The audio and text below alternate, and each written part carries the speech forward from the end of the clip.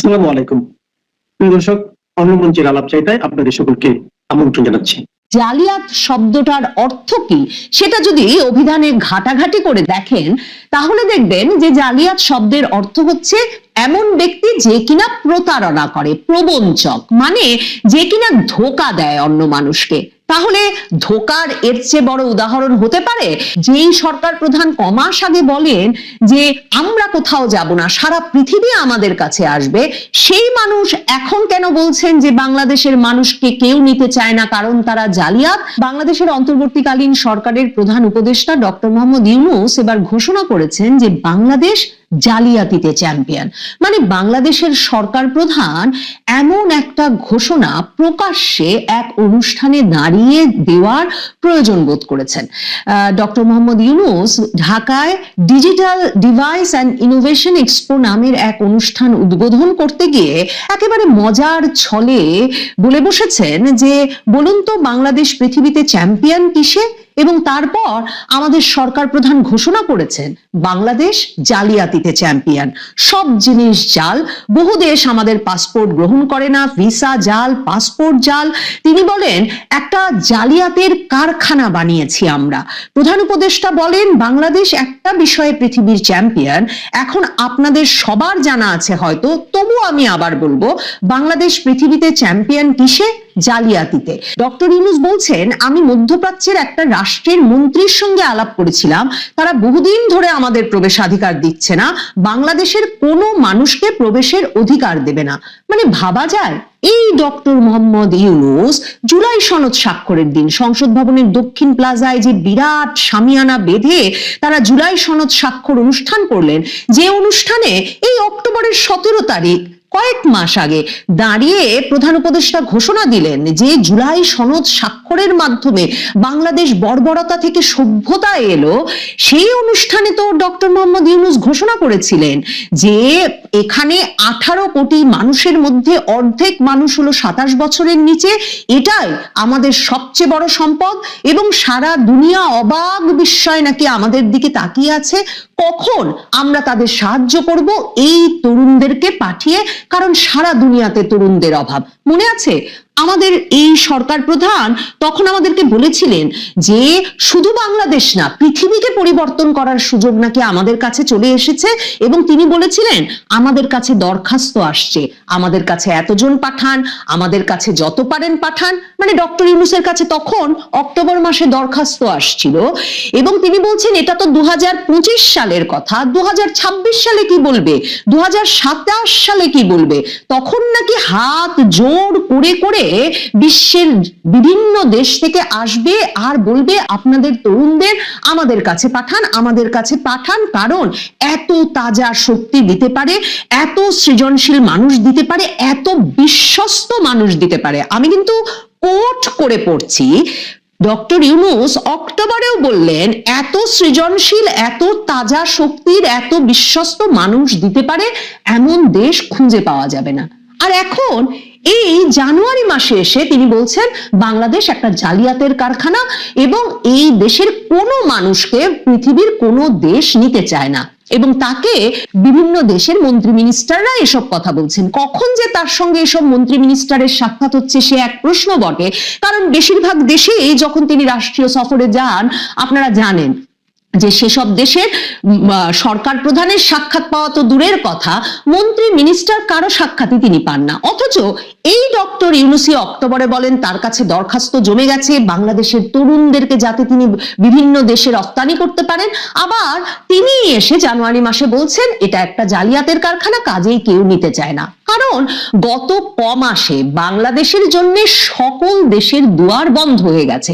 যুক্তরাষ্ট্র, যুক্তরাজ্য এসব দেশে যাওয়ার পথ তো একরকম রুদ্ধ হয়েছে বটেই, এমনকি থাইল্যান্ড, মালয়েশিয়া এসব দেশেরও ভিসা পাওয়া যাচ্ছে না, ভিসা পাওয়া যাচ্ছে না, সিঙ্গাপুর, ভিয়েতনামেরও, এমনকি নেপাল, ভুটানেও গিয়ে পৌঁছানোর পর আবার ফিরতি প্লেনে বাংলাদেশিদেরকে পাঠিয়ে দেওয়া হচ্ছে এই ইউনূস আমলে।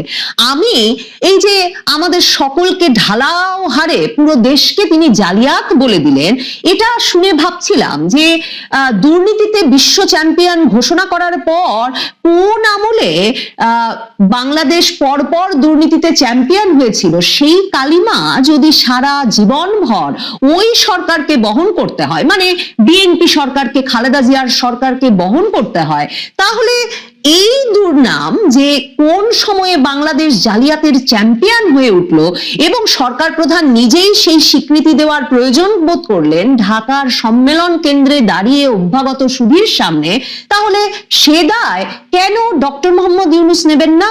জালিয়াত শব্দটার অর্থ কি সেটা যদি অভিধানে ঘাটাঘাটি করে দেখেন, তাহলে দেখবেন যে জালিয়াত শব্দের অর্থ হচ্ছে এমন ব্যক্তি যে কিনা প্রতারণা করে, প্রবঞ্চক, মানে যে কিনা ধোঁকা দেয় অন্য মানুষকে। তাহলে ধোঁকার এর চেয়ে বড় উদাহরণ হতে পারে? যেই সরকার প্রধান কমাস আগে বলেন যে আমরা কোথাও যাব না, সারা পৃথিবী আমাদের কাছে আসবে, সেই মানুষ এখন কেন বলছেন যে বাংলাদেশের মানুষকে কেউ নিতে চায় না কারণ তারা জালিয়াত?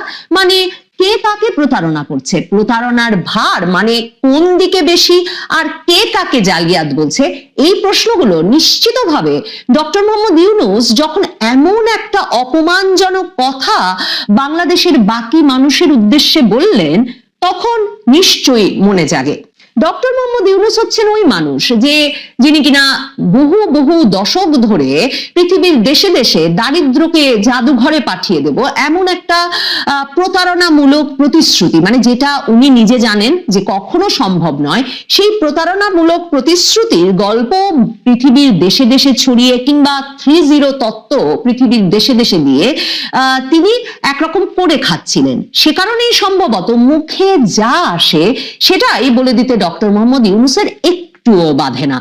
এই অনুষ্ঠানে, ঢাকার এই অনুষ্ঠানেই যেখানে তিনি বাংলাদেশের সাধারণ মানুষকে জালিয়াত বললেন, সেই অনুষ্ঠানেই তিনি বলে বসেছেন যে সরকারি কর্মকর্তাদের 5 বছরের বেশি চাকরি করা উচিত না। তিনি বলেছেন যে তাহলে নাকি তাদের মাইন্ড সেট হয়ে যায়, সৃজনশীলতা নষ্ট হয়, কাজেই সরকারের প্রতিটা প্রতিষ্ঠানকে 10 বছর পর পর নতুন করে শুরু করা উচিত, কারণ সময়ের সঙ্গে সঙ্গে লক্ষ্য পরিবর্তন হলেও মানুষরা সেই প্রতিষ্ঠানে পুরনো ধ্যান ধারণা নিয়ে বসে রয়েছেন।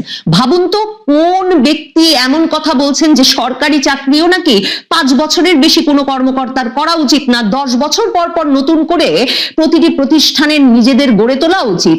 সেই ব্যক্তি বলছেন যিনি কিনা বছরের পর বছর বাংলাদেশের সরকারের সঙ্গে মামলা লড়েছেন, পৃথিবীর বিভিন্ন দেশের প্রভাবশালী মানুষদের দিয়ে বাংলাদেশ সরকারের উপর চাপ প্রয়োগ করেছেন এবং এরপর বাংলাদেশ সরকারকে ফেলেই দিয়েছেন। সেই অভিযোগে, সেই ক্ষোভে যে তাকে 65 বছর বয়সে বাংলাদেশের ব্যাংক পরিচালনার যে নীতিমালা, সেই নীতিমালা অনুযায়ী গ্রামীণ ব্যাংকের প্রধান ব্যবস্থাপকের পদ থেকে সরকার সরে যেতে বলেছিল। মানে 65 বছর বয়সেও তিনি কিন্তু মনে করেন নাই তার প্রতিষ্ঠানের নতুন করে শুরু করার প্রয়োজন আছে, কিন্তু একরকম প্রলাপের মতো তিনি ঘর ভর্তি, মিলনায়তন ভর্তি লোকের সামনে এ জ্ঞান দিয়ে দিলেন যে সরকারি চাকরিদেরও 5 বছরের বেশি চাকরি করা উচিত না।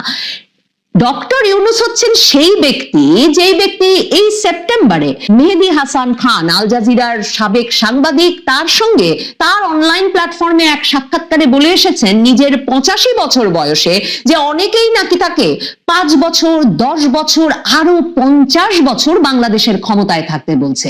এবং সেই সাক্ষাৎকারে তিনি এমন কথাও বলেছিলেন যে কই, তাকে তো কেউ কোনো মেয়াদ ঠিক করে দেয়নি, কাজেই অন্তর্বর্তীকালীন সরকার কবে যাবে এ প্রশ্ন করা ওই বিদেশি সাংবাদিকের অসঙ্গত হচ্ছে।